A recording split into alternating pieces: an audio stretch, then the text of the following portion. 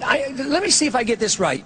We need to borrow $10 billion from China, and then we give it to Musharraf, who's a military dictator who overthrew an elected government, and then we go to war, we lose all these lives promoting democracy in Iraq. I mean, what's going on here? And you're saying... So you would get out of Afghanistan and Iraq post-haste? I would. And my saying during the campaign was, we just marched in, we can just march home, there's nothing good can come of it.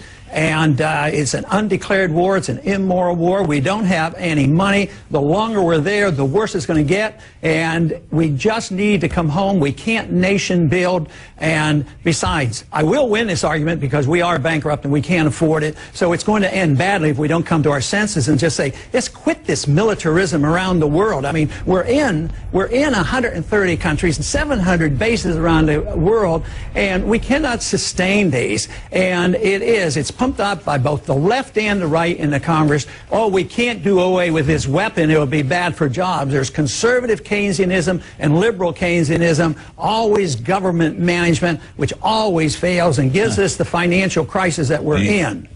You lobbied that the U.S. should be out of the UN entirely and we should disengage. So the idea, people look at that and say, you want us to disengage from the world. Isn't the U.S. a force of good in the world? No, I think it's the opposite. I want to really be engaged. I want to engage.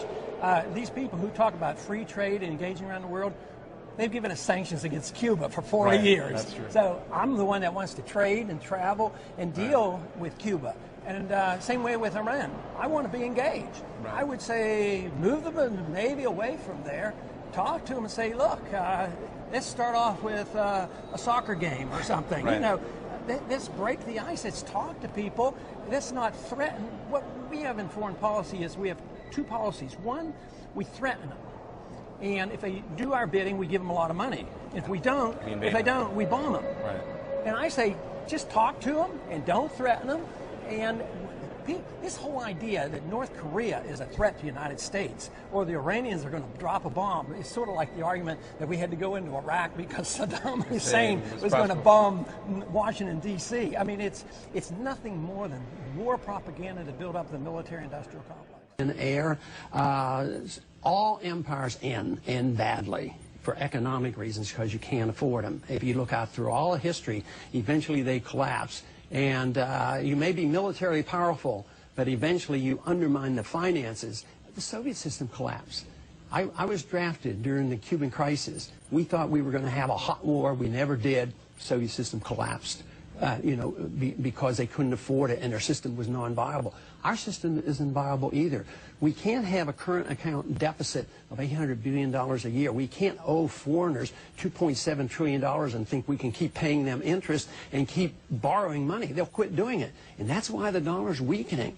And that's why we face a major crisis. And all I want to do is stop it from collapsing. And that means you have to change foreign policy. You have to save a lot of money if we want to tide some people over here. The only way we can take care of the people who are sick and dependent on government programs is by cutting somewhere else. And I say we have to cut our empire back in order to save our economy here. In a transition, and I talked about this in the campaign, in a transition, because we have so many people so dependent on government, say the elderly. Right. You know, my ideal society isn't going to arrive in a week or two or in a 4-year presidency. So my argument is that you can do that. You can take care of people, but never with a deficit, never by expanding the spending.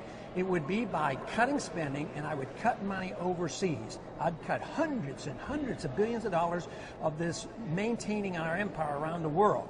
Bring that money home, take care of the people who are dependent, and then work for the day where we can trust freedom once again and understand how free markets actually operate. Question back here at home. You're an obstetrician.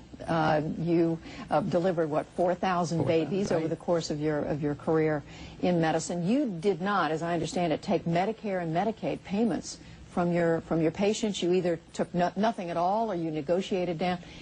Are these programs you would do away with, Medicare, Medicaid? And if so, what would you? No, but I would have a transition period. Like I said before, I'd cut money from overseas and allow people who are totally dependent to have this care.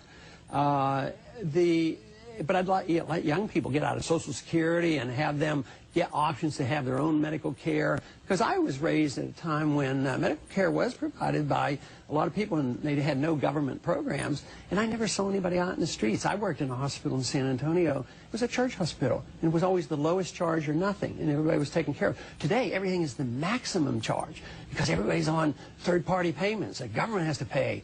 And nobody says who's the government, but the government can pay, so everybody gets the biggest bill possible, and everybody gets extra tests. So we have a system now that just encourages very, very expensive medicine, and it diminishes the chances of the poor people to have medical care. So get the federal government out of medical payments altogether. Eventually that is the case, but certainly in the transition period, that's not my goal, is to attack those programs. Matter of fact, I'm the only one that offers a way to pay for it. Right now, they just add on. The Republicans gives us prescription drug programs, and the Democrats gives you S-chip, and they don't have any money. They're going to print that money. That's all they're going to do. They can't even tax anymore because we're taxed to the hill. So they're going to print the money, create the inflation, and cause the cost of medicine to go up. We're on a foolhardy course that has to be changed. What global responsibilities, if you were president, should the United States have? Does the U.S. have a role around the world? Sure it does. It should be friends with people. We should trade with people. We should try to sort things out diplomatically. But we don't have the moral authority or the constitutional authority to impose our will. We shouldn't be either bribing them with our donations and foreign aid, and we shouldn't be threatening them. If they don't do what we want, we bomb them. I'm offering something different, something the Founding Fathers offered, and that is neutrality. Talk to people and trade with people, negotiate with people, but not to have these two choices of either subsidizing them with foreign aid or threatening them with violence if they don't do as we tell them. The government does have to do something. I think we're very panicked. I think the electorate is clearly nervous. The government has to do something to kind of lay their fears, or we'll never get on track, right? Yeah, and that is true, and we could if we had some sensible people here. And even though I am a strict constitutionalist, I don't believe in most of these programs, I still have an interim set of priorities. I would cut $500 billion from overseas. I don't think it makes any sense to blow up bridges in Iraq and then pay to rebuild them to no-bid contracts where the corporations never rebuild.